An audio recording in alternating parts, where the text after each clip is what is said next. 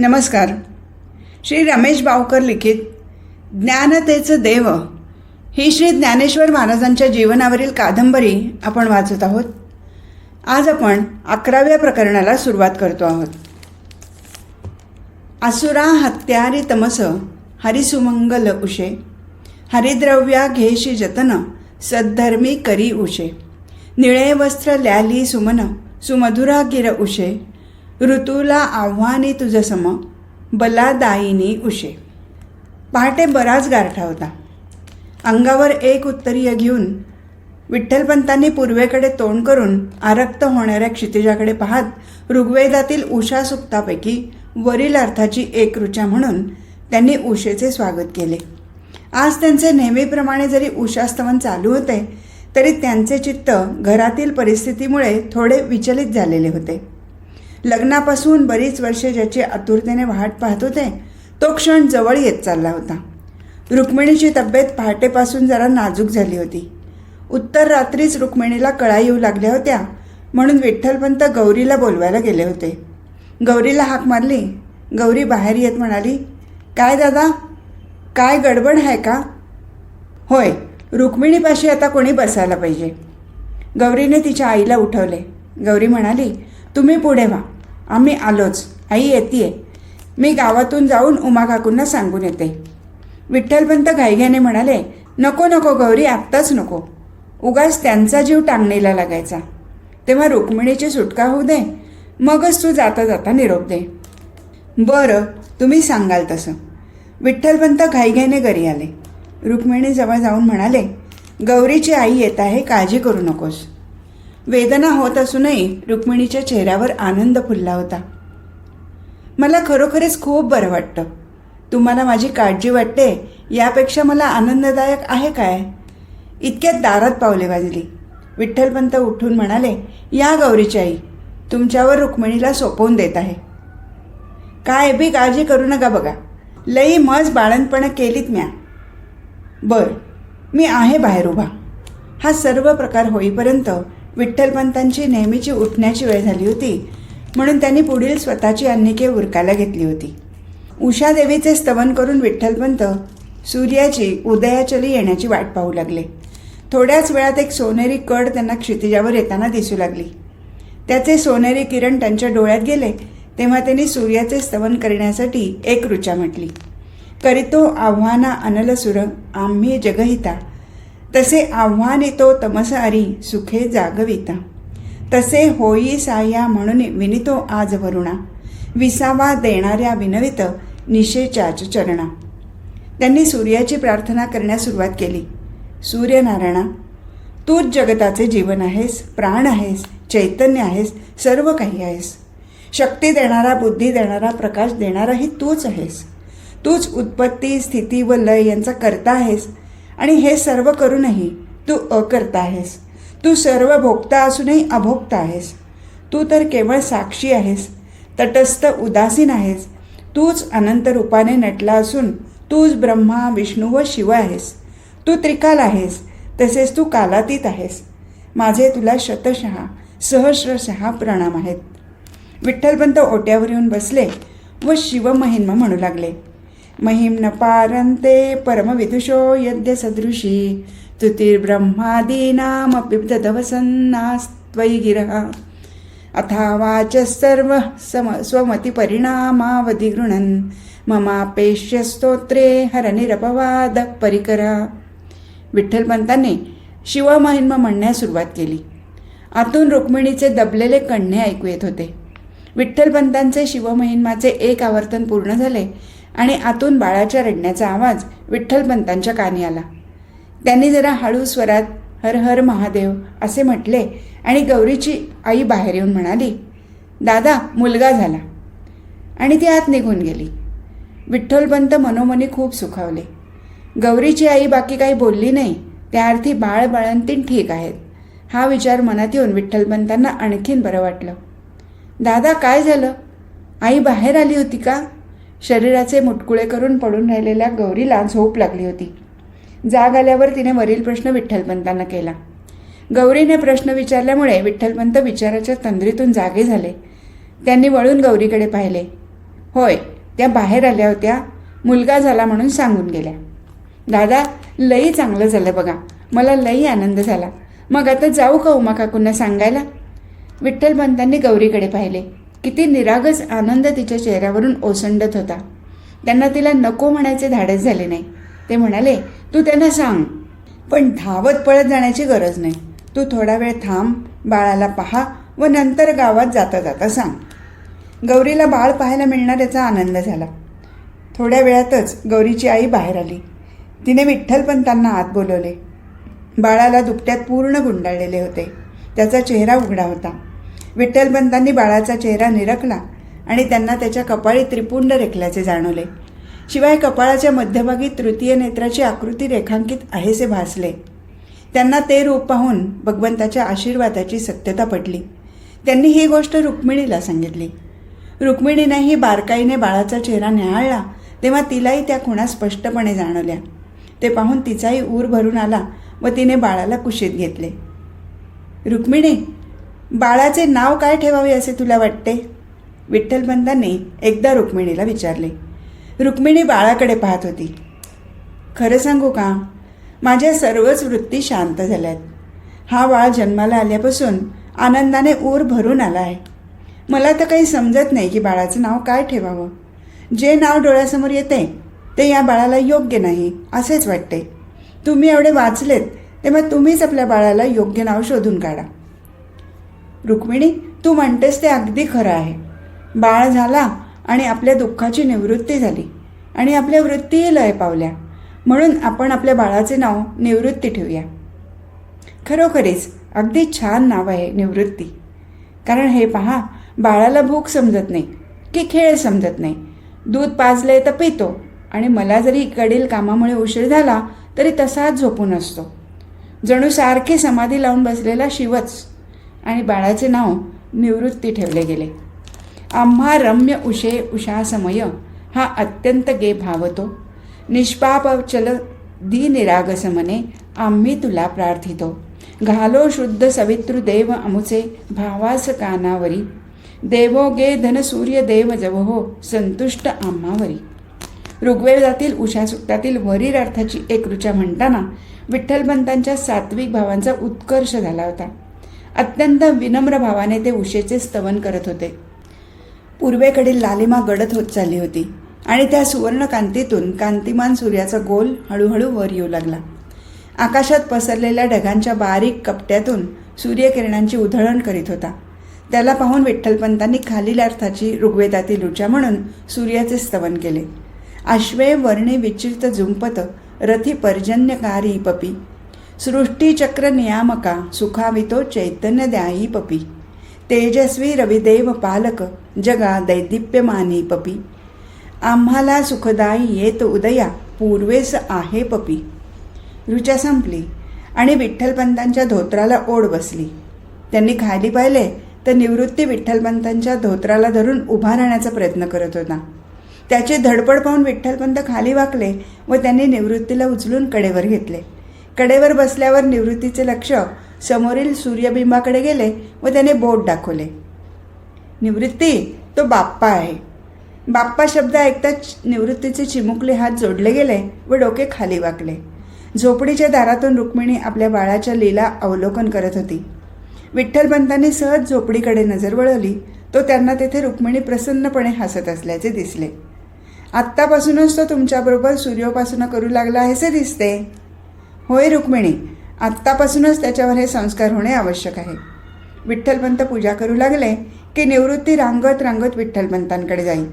तो त्यांच्या मांडीवर बसण्याचा प्रयत्न करू लागला की ते त्याला मांडीवर घेत. देव होते तरी किती असे, फक्त एक बाळकृष्ण. पण तोच तामणात ठेवून त्याच्यावर पळीपळीने पाणी घालून विठ्ठलपंत पुरुषसक्त म्हणत असत. निवृत्ती मांडीवर बसून कधी विठ्ठलपंतांच्या हातातील पळीकडे, कधी तामणातील श्रीकृष्णाकडे तर कधी विठ्ठलपंतांच्या तोंडाकडे पाहत असे. पण त्याने कधी कोणती वस्तू उचलली नाही. तो शांतपणे सर्व पाहत बसे. पूजा संपली की विठ्ठलपंत निवृत्तीला खाली ठेवत, श्रीकृष्णाला पुसून घेत, हृदयाशी धरून डोळे मिटून ध्यान करीत, मग श्रीकृष्णाची आसनावर स्थापना करीत गंध, अक्षता, फुले, हळद, कुंकू वाहत व साष्टांग नमस्कार घालीत. आज त्याने पाहिले तर निवृत्तीसुद्धा त्यांच्याप्रमाणे पालथा पडून देवाला नमस्कार करत होता. विठ्ठलपंतांना कौतुक वाटले. त्यांनी निवृत्तीला उचलून घेतले व म्हणाले, गुणवंत हो बाळा. एकदा असेच विठ्ठलपंत भिक्षेवरून आले. त्यांनी झोपडीत नजर फिरवली आणि कौतुकाने ते समोरील दृश्य पाहत भारावून गेले.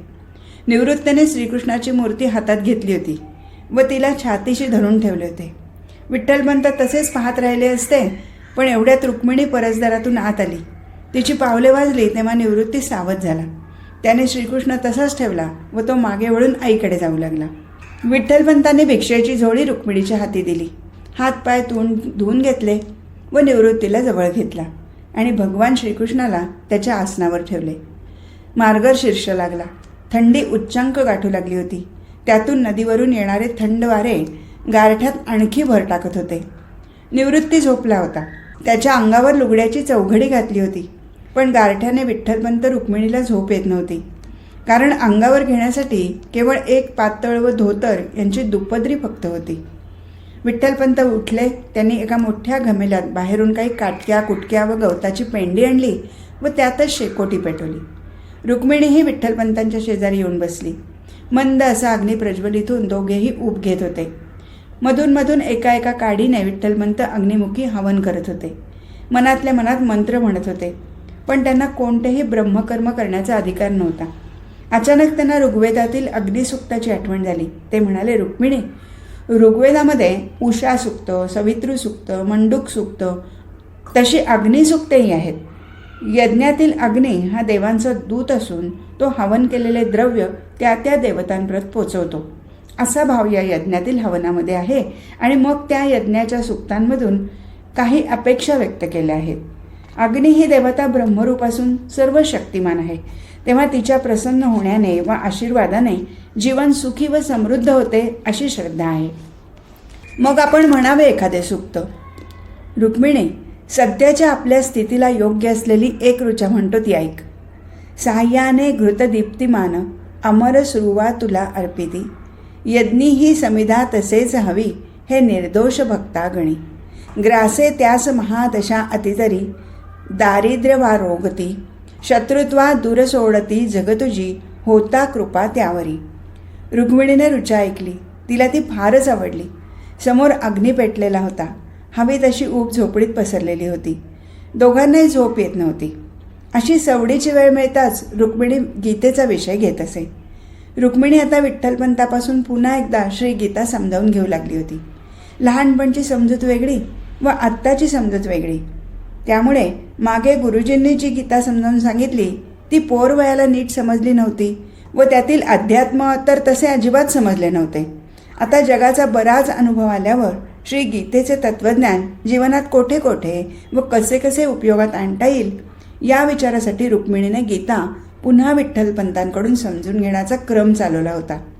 रात्री झोपण्यापूर्वी 2-3 श्लोकाचा अर्थ समजून घ्यायचा व त्याच्यावर रुक्मिणीच्या काही शंका असत त्याचे समाधान विठ्ठलपंत करीत.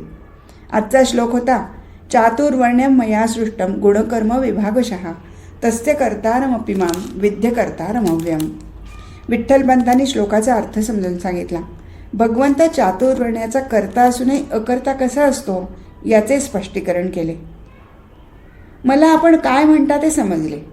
एकूण सूर्य उगवतो ती दिशा पूर्व, सूर्याकडे तोंड करून उभे राहिले असता मागची दिशा पश्चिम, उजव्या हाताची दक्षिण व डाव्या हाताची उत्तर.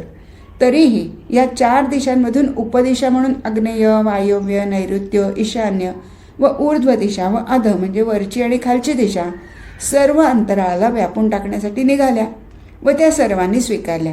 त्याचप्रमाणे ब्राह्मण, क्षत्रिय, वैश्य व शूद्र या 4 प्रमुख वर्णांमधून पुन्हा मिश्र वर्णही तयार झाले. त्यांनाच आपण मागे सांगितले होते की अनुलोम आणि प्रतिलोम या जाती निघाल्या व वेदांनीही त्या स्वीकारल्या.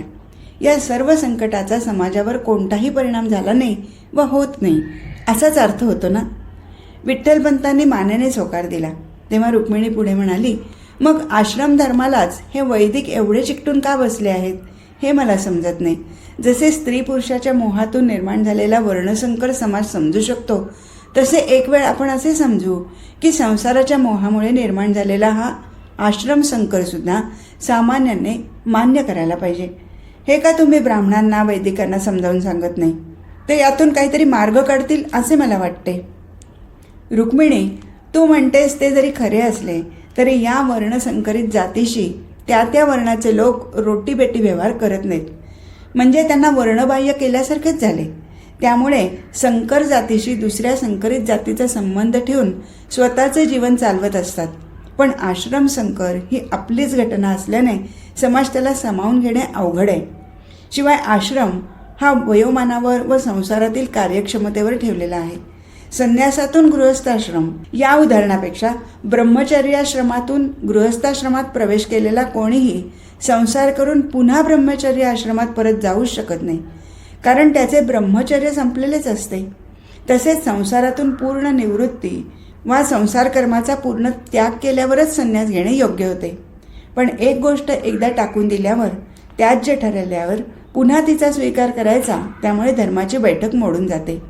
म्हणून वैदिक आपणाला समाजात सामावून घेण्यास तयार नाहीत. मग यातून मार्ग? यातून तांत्रिकदृष्ट्या तर काहीच मार्ग नाही. तात्विकदृष्ट्या काही मार्ग निघतो का, याचाच अखेरचा विचार करायचा आहे. रुक्मिणी, पण मुख्य म्हणजे मानवतेच्या भूमिकेतून विचार करून चुकलेल्यांना शिक्षा करून का होईना समाजाने सामावून घ्यायला पाहिजे.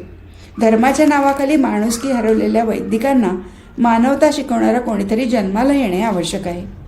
चर्चेच्या नादात मध्यरात्र टळून गेल्याचे दोघांच्याही लक्षात आले नाही. गमेल्यातील अग्नी आता मंद पडू लागला होता, तर बाहेरील गारठा जास्त वाढू लागला होता. विठ्ठलपंतांना जाणवले की रुक्मिणीला थंडी सहन होत नाही, म्हणून त्यांनी धोतर व पातळाच्या दुपदरी चौपदरी एकत्र केल्या व एकमेकांच्या कुशीत डोके सामावून गेले. "आवो बाई, काय झालं हो तुम्हासनी? पोटात मळमळते होय? कशापायी वकाऱ्या होतात म्हणते मी?" परसधारी डोके धरून ओकारा देणाऱ्या रुक्मिणीला पाहून गौरीने विचारले व ती रुक्मिणीचे डोके दाबू लागली. गौरीने विचारले, "पित्त झालं की काय?" रुक्मिणीने मान हलवून नकार दिला. गौरीने रुक्मिणीला हाताला धरून उठवले व घरात आणून निजवले. गौरीला काहीच समजेना. तिची प्रश्नार्थक मुद्रा पाहून किंचित हसून रुक्मिणी म्हणाली, "गौरी, तू जाताना गावातून जा व घरी आईला निरोप दे." गौरीने हो म्हटले व पुढे तिने विचारले, "निवृत्तीला घेऊन जाऊ का संगट?" "नको, त्याला राहू दे माझ्याजवळ सोबतीला." गौरी गेली आणि थोड्याच वेळात विठ्ठलपंत आले. वाटेत त्यांच्या कानी गौरीने घरातील हकीकत घातलीच होती. तेव्हाच विठ्ठलपंतांच्या सर्व प्रकार लक्षात आला होता. विठ्ठलपंतांनी झोपडीत पाऊल टाकताच रुक्मिणीने तोंड फिरवले. विठ्ठलपंत रुक्मिणीजवळ जाऊन बसले. विठ्ठलपंतांचा स्पर्श होताच रुक्मिणीने वळून त्यांच्या छातीवर डोके ठेवले आणि विठ्ठलपंतांनी तिला आधार दिला. प्रकरण 12. तेजस्वी रथडंबरी ध्वजजिते तेथे क्षितिजा उषा आकाशी रथ अश्व उंच सरती व्यापे नभा ही उषा प्रार्थी भक्त तुला तुझे विनीत गे होऊन भावे उषा आम्हा देही धना विपुल इतुके आनंद मानू उषा. विठ्ठलपंतांनी वरील अर्थाची ऋग्वेदातील उषास्तवनाची ऋचा म्हटली तेव्हा निवृत्तीही त्यांच्या कडेवर होता. हल्ली विठ्ठलपंत रुक्मिणी उठल्याबरोबर निवृत्तीलाही जाग येऊ लागली. त्यामुळे तो सकाळपासून विठ्ठलपंतांच्या कडेवर बसून त्यांच्या सर्व उपासनांमध्ये सक्रिय भाग घेत असे. विठ्ठलपंतांनी हात जोडून म्हटले, "जय बाप्पा", आणि निवृत्तीनेही "दय बाप्पा" असे म्हणून बोबडे बोल काढून हात जोडले व मस्तक खाली केले. विठ्ठलपंतांची पूजा सुरू झाली व त्यांनी श्रीकृष्णाला अभिषेक सुरू केला. पूर्वी रुक्मिणीच्या सांगण्यावरून त्यांनी रुद्र म्हणायला सुरुवात केली होती, पण निवृत्तीच्या जन्मानंतर केव्हा तरी रुद्र बंद पडून पुन्हा पुरुष सुक्ताला सुरुवात झाली होती. अर्थात हा बदल कोणाच्याही लक्षात आला नाही. आता घरात दोघांचे तिघे झाले होते, विठ्ठलपंत, रुक्मिणी व लहानगा निवृत्ती. विठ्ठलपंत भिक्षेला जात, त्यावेळी रुक्मिणी निवृत्तीला खेळवत असे. गौरीही तिच्या मदतीला असे. गौरी आली की गौरी निवृत्तीला सांभाळे व रुक्मिणी घरकामात लक्ष घाली. विठ्ठलपंत आले की निवृत्ती विठ्ठलपंतांजवळच असे. विठ्ठलपंत निवृत्तीला घेऊन मोठ्याने पाठ केलेले सुक्ते, स्तोत्रे, श्लोक म्हणत असत. रुक्मिणी जरी कामात असली तरी तिचे कान विठ्ठलपंतांच्या म्हणण्याकडे असत. त्यामुळे तिचेही बरेच पाठांतर झालेले होते आणि मग फावल्या वेळात ती त्यांचे अर्थही समजून घेईल. अशा प्रकारे रुक्मिणीच्या ज्ञानात सतत भर पडत होती. "रुक्मिणी, तुला या खेपेला कसल्या इच्छा होत आहेत?" विठ्ठलपंतांच्या प्रश्नाने रुक्मिणी लाजली. लाजतच ती म्हणाली, मला श्रीकृष्णाच्या एका दिव्य स्वरूपाचे वर्णन ऐकण्याची इच्छा आहे की जे वर्णन ऐकून माझ्या दृष्टीसमोर सदैव एक तेजस्वी मूर्ती उभी राहील. मला खात्री आहे की तशी वर्णनशैली तुमच्याजवळ आहे. विठ्ठलपंत रुक्मिणीच्या समोर अनेक स्वरूपाची नावे व भगवंताची अनेक प्रकारची रूपे उभी करतात व तिला विचारतात, यातील कोणत्या स्वरूपाचे वर्णन ऐकण्याची इच्छा आहे.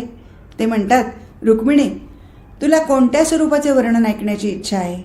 गोकुळातील बाळलीला करणारा बाळकृष्ण, का गोकुळातील गोपाळांबरोबर खेळ खेळणारा किशोर श्रीकृष्ण, का याचे बरोबर क्रीडा चेष्टा करणारा नटवर श्रीकृष्ण, का कंसादी राक्षसाचा वध करणारा पराक्रमी श्रीकृष्ण, का 16 सहस्र नारींबरोबर विवाह करून संसार करणारा नव्हे तसे भासवणारा संसारी कृष्ण, का पांडवांना मदत करणारा मित्र श्रीकृष्ण, शिशुपाल आदी दुष्टांचा वध करणारा क्रुद्ध कृष्ण, का कुरुक्षेत्रावरील युद्धामध्ये अर्जुनाला श्री गीता सांगणारा तत्वज्ञ श्रीकृष्ण, का अर्जुनासाठी विश्वरूप झालेला भगवान श्रीकृष्ण, का स्वकुलाचा नाश करणारा अलिप्त उदासीन श्रीकृष्ण, का उद्धवाला मुक्तीचे दान देणारा भक्तवत्सल श्रीकृष्ण, का थांबा, मला त्या उद्धवाला ज्ञान देणाऱ्या भक्तीचे पाठ देणाऱ्या भक्तवत्सल श्रीकृष्णाचे स्वरूप ऐकण्याची इच्छा आहे, तेच वर्णन करा. रुक्मिणी, भागवताच्या 11 स्कंदामध्ये त्याचे वर्णन आहे. भगवान श्रीकृष्ण व उद्धव या देवभक्तांचा संवाद विठ्ठलपंतांना आठवू लागला. तसतसे त्यांच्या अंगावर रोमांच उभे राहू लागले. त्यांच्या डोळ्यातून भक्तिप्रेमाचा पूर वाहू लागला. अंतःकरण भरून आले आणि त्यांचा कंठ रुद्ध झाला. काही क्षण ते तसेच बसले. रुक्मिणीला विठ्ठलपंतांची ही अवस्था पाहून तिच्याही अंगावर रोमांच उभे राहिले. पूर्वी तिनेही गुरुजींकडून 11 स्कंद ऐकला होता, पण बालबुद्धीमुळे ते तितकेसे समजले नव्हते व आता तसे ते स्मरणातही राहिले नव्हते. उद्धव भक्तीची पुसटशी कल्पना तिला होती. आता तिला ते सविस्तर ऐकावे अशी इच्छा निर्माण झाली होती. म्हणून तिने विठ्ठलपंतांना तसे सुचवले. विठ्ठलपंतांची भाषाशैलीही उत्तम होती. अगदी समरस होऊन ते वर्णन करीत, म्हणून ऐकणाऱ्याला तो प्रसंग अगदी समोरच पाहत आहोत असे वाटू लागे. काही क्षण विठ्ठलपंत स्तब्ध बसले. त्यांच्या डोळ्यासमोर श्रीकृष्ण उद्धव उभे राहिले. विठ्ठलपंत बोलू लागले, रुक्मिणी, श्रीकृष्णाच्या जीवनातील हा अगदी उत्तम कालखंड तू निवडलास. जीवनाच्या पूर्ण अनुभूतीमुळे येणारी परिपक्वता ही आयुष्याच्या उत्तरार्धाच्याही शेवटच्या टप्प्यात येते, जेथे जुन्याचा शेवट झालेला असतो व नाविन्याची शक्यता नसते, असा तो काल असतो. भगवान श्रीकृष्णाने उद्धवाला केलेला उपदेश हा या अखेरच्या टप्प्यातील आहे. भगवंताच्या अवतार कार्याचा अखेरचा भाग आहे. भगवंताच्या जीवनातील नाट्याचा हा अखेरचा प्रवेश आहे. ज्याप्रमाणे परिपक्व झालेले फळ देठापासून सुटू लागते, तसे भगवंताचे अवतार कार्य झाले असून ते आता निजधामाला निघण्याच्या तयारीत होते. धर्माला ग्लानी आणणाऱ्या व अधर्माला प्रोत्साहन देणाऱ्या आसुरी लोकांचा संहार करून झाला होता. वक्रदंत, शिशुपाल, कंस, जरासंध, नरकासूर वगैरे अनेक राक्षसी वृत्तींना यमसदनाला पाठवले होते. कौरवांच्या 11 व पांडवांच्या 7 औक्षाहिणी सैन्याचा संहार करून पृथ्वीचा भार कमी केला होता. आसुरी वृत्तीचा पूर्ण नायनाट झाला असला तरीही चांगल्या पण बेलगाम होऊ पाहणाऱ्या सत्तासुद्धा पुढे उन्मत्त होण्याची शक्यता असते, हा न्याय लक्षात घेऊन व शिवाय भगवंताच्या सामर्थ्यशाली संरक्षणामुळे बेपर्वा झालेले यादव वंशीय पुढे निश्चितच अधर्माला जातील याचा विचार करून भगवंतांनी स्वकुळाचाही नाश करायचा विचार केला. त्याची सुरुवात म्हणून की काय, यादववंशी तरुणाने श्रेष्ठ व तपस्वी मुनींची चेष्टा केली व ब्रह्मशाप ओढवून घेतला. भगवंताने कुलसंहाराची योजना अशा पद्धतीने केली होती. ब्राह्मण शापाने भ्रष्टबुद्धी झालेले यादव प्रभास क्षेत्री गेल्यावर उन्मादक वारुणी मद्याचे पान करू लागले व आपापसात भांडण करू लागले. समुद्रात उगवलेल्या लवाळ्याने एकमेकास मारू लागले. तेथे प्रचंड रक्तपात झाला. जीविताची हानी झाली. भगवंताच्या जिव्हाळ्यातील सर्व नातलगांचा तेथे संहार झाला. पण भगवंत शांत होते. भगवंत त्यापासून दूर होते. तसेच त्यांनी या संहारापासून आणखी एकाला दूर काढले होते आणि तो म्हणजे उद्धव. उद्धव भगवंताचा भक्त होता. चंद्राला पाहताच समुद्राला जशी भरती येते, बालकाला पाहून जसे मातेचे हृदय उच्चंबळून येते, तसे भक्तांना पाहून भगवंताच्या भावना उफाळून येतात. उद्धव भगवंताचा एकनिष्ठ भक्त होता. भक्ती मार्गातील शेवटच्या जीवनमुक्त दशेच्या शेवटच्या टप्प्यात त्याचा प्रवेश होत होता. भगवंताने उद्धवाला त्या संहारापासून दूर नेले व उपदेश करून बद्रिकाश्रमाला पाठवले. तो हा प्रसंग आहे. रुक्मिणी, भगवंतांनी अर्जुनाला उपदेश केला व त्याला वर्णाश्रमाला उचित अशा कर्माचा उपदेश करून जीवनमुक्त अवस्थेची पहिली पायरी बांधून दिली आणि उद्धवाला उपदेश करून भगवंतांनी जीवनमुक्तीच्या मंदिरावर कळसच चढवला. रुक्मिणी, भगवान श्रीकृष्ण हे पूर्णावतार आहेत असे म्हणतात ते खरे आहे, पण प्रत्येकाचा त्याचा अर्थ काढण्याची पद्धत कदाचित वेगवेगळी असेल. पण मला वाटते ते असे आहे. जीवनमुक्त दशा प्राप्त करून घेऊन जीवाला ब्रह्मस्वरूप होणे हे त्याचे साध्य आहे. कर्मयोगाच्या आचरणापासून ही साधना सुरू होते. जीवनातील सर्व उपभोग घेऊ नये, त्यापासून पूर्ण अलिप्त अनासक्त असणे, प्राप्त परिस्थितीचा सहज स्वीकार करून धर्मनिष्ठा जागृत ठेवणे व त्यासाठी वाटेल ती किंमत द्यावी लागली तरी देणे आणि अखेरीस स्वस्वरूपामध्ये लय पावणे हा उपदेश भगवंतांनी केला व तसे ते जगले. ब्रह्मशापाने कुलाचा संहार ठरला गेला, त्याला भगवंतांनी स्वतःलाही अपवाद ठेवले नाही.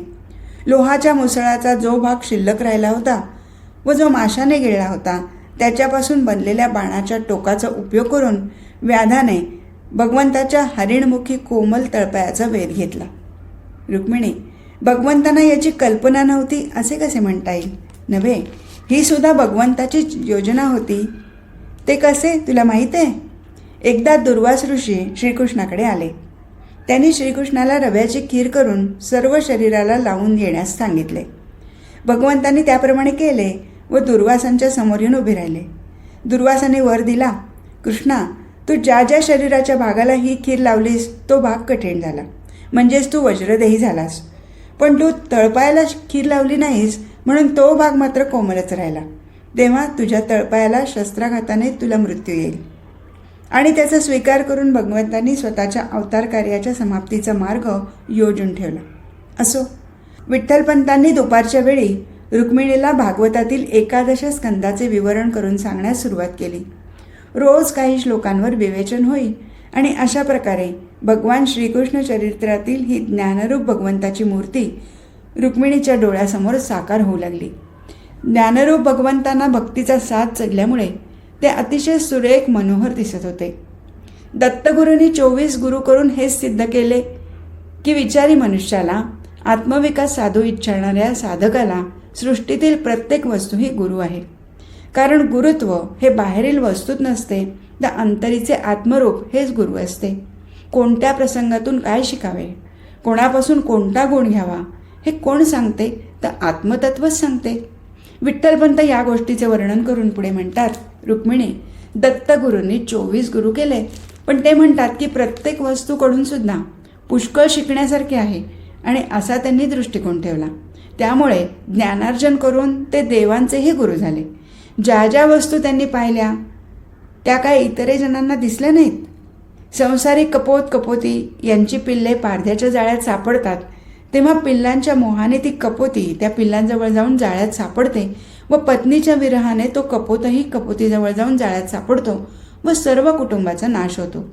हे पाहून शिकार मिळाल्याचा आनंद पारध्याला झाला व दत्तगुरूंनी मोहामुळे जीविताचा आयुष्याचा नाश होतो हे लक्षात घेतले. रुक्मिणी, पुढचा प्रसंग पहा. पिंगला वेश्या रूपवान होती. तिच्या अभिलाषेने हैराण झालेले त्यावेळचे पुरुष तिच्या प्राप्तीसाठी स्वतःच्या पत्नी व मुलांच्या सुखसोयीचा पैसा, धन दौलत पिंगलेच्या पायी ओतत असतील. स्वतःच्या जीवाची बाजी लावण्यास सिद्ध झाले असतील. पण नित्य नूतन पुरुषाची वाट पाहण्याची व देहविक्रय करून घृणास्पद पद्धतीने जीवन चालवण्याची पिंगला वेश्येला लाज वाटू लागली व ती विरक्त झाली. अजगराचे जीवन पाहून कित्येकांनी त्यापासून ऐत खाऊपणा, ऐदीपणाचा धडा घेतला असेल, तर दत्तगुरूंनी अजगरापासून अपरिग्रह, निसंकल्प प्रयत्न व अनासक्त जीवनाचा अर्थ काढला. स्वतःच्या चरितार्थासाठी काहीही प्रयत्न न करता सर्व वेळ ईशचिंतनात घालवणे हा उपदेश त्यातून घेतला. विठ्ठलपंत एक प्रसंग वर्णन करून सांगत होते की एक उपवर मुलगी असते. तिला पाहण्यास परगाहून पाहुणे येतात. घरात कोणीही नसते. मुलीने पाहुण्यांना बाहेरच्या ओसरीवर बसून आत तांदूळ कांडाव्यास घेतले व तिच्या हातातील बांगड्यांचा आवाज होऊ लागला. आवाज होऊ नये म्हणून मुलीने बांगड्या काढून ठेवण्यास सुरुवात केली. शेवटी मुलीने हातात एक एक बांगडी ठेवली व त्यामुळे आवाज थांबला. दत्तगुरूंनी या प्रसंगापासून साधकाने एकटे राहावे म्हणजे वितंडवाद होत नाही हा उपदेश घेतला. अशा प्रकारे दत्तगुरूंनी 24 गुरु केले. विठ्ठलपंत पुढे म्हणाले, रुक्मिणी, भगवान श्रीकृष्णाने उद्धवाला जो उपदेश केला तो त्यांच्या जीवनाच्या शेवटच्या टप्प्यातील होता आणि हाच टप्पा खरा पूर्णपणे विरक्त जीवनाचा असतो. उद्धवाने उर्वरित आयुष्य कसे घालवावे याविषयी सांगताना भगवंत सांगत आहेत की उद्धवा, जीवनमुक्त मनुष्य कसा असतो हे तुला ऐकायचे असेल तर सांगतो. आणि विठ्ठलपंतांनी सगुण भक्तीचे महात्म्य वर्णन करून सांगितले. रुक्मिणी, भक्ती हा तर उद्धवाचा व भगवंताचा आवडता विषय होता. आत्यंतिक जिव्हाळ्याची माणसे एकमेकांना भेटली म्हणजे त्यांना किती बोलू व काय बोलू असे होऊन जाते. तीच अवस्था भगवंताची झाली होती. सांगायचे खूप होते, भावना दाटून आल्या होत्या, तोंडातून शब्द बाहेर पडत नव्हते. अंतरंगात उफाळलेल्या भावनांचा सागर आकाशाला भिडू पाहत होता. बुद्धीचे, तर्काचे, विचाराचे, विवेकाचे बांध ढासळू लागले होते. आणि रुक्मिणी, भगवंतांनी उद्धवाला गळामिठी मारली. लहान मुलाला कडेवर घ्यावे तसे त्यांनी उद्धवाला उचलले आणि भगवंत नाचू लागले. रुक्मिणी, ही क्रिया सर्वच बोलून गेली, सांगून गेली व सर्व समजून गेली. सागर शांत झाला. पाणी समपातळीत आले. बोलणे सांगणे उरले नाही आणि ऐकणे व समजणेही राहिले नाही. सांगणाऱ्याची व ऐकणाऱ्याची तृप्ती झाली. भगवंत उद्धवाला म्हणाले, उद्धवा, मी आता निजधामाला जाणार आहे. तू आता बद्रिकाश्रमाला जा. तेथे माझ्या उपदेशाप्रमाणे वाग. मग तू मलाच येऊन मिळशील. भगवंताचे शब्द ऐकले आणि उद्धव गलबलून गेला. त्याच्या डोळ्यातील पाण्याला खळ पडेना. भगवंताचे पाय धरून उद्धव म्हणाला, भगवंता, तुम्ही मला बरोबर घेऊन जा. तुमच्या विना मला जगता येणार नाही. भगवंता, आपण मजवर कृपा करा. उद्धवा, अरे हे काय? आत्तापर्यंत तुला जे सांगितले ते लक्षात आले ना? मग? आणि सांगितले तसा वाग जा. मी तुझ्या जवळच आहे, विसरू नकोस. आणि रुक्मिणी, उद्धव बद्रिकाश्रमाला चालू लागला. कृष्ण कृष्ण या नामाचा जप अखंडपणे करीत उद्धव चालत होता. तिकडे भगवान श्रीकृष्ण पूर्वयोजनेप्रमाणे निजधामाला गेले आणि ही वार्ता उद्धवाच्या कानी आली. पण निजानंदामध्ये मग्न झालेल्या उद्धवाला त्याचे काहीच वाटले नाही. देश काल यांनी निर्देश्य असलेले भगवंताचे शरीर जरी नाहीसे झालेले असले तरी उद्धवाच्या हृदयात भगवंताचा वास कायमचाच होता. या सहवासाचा आनंद उद्धव घेत होता. रुक्मिणी, उद्धव जीवनमुक्त दशा भोगीत होता. त्याचे देहभान हरपलेले होते. धन्य तो उद्धव. आज इथेच थांबू. हरिओम तत्सत.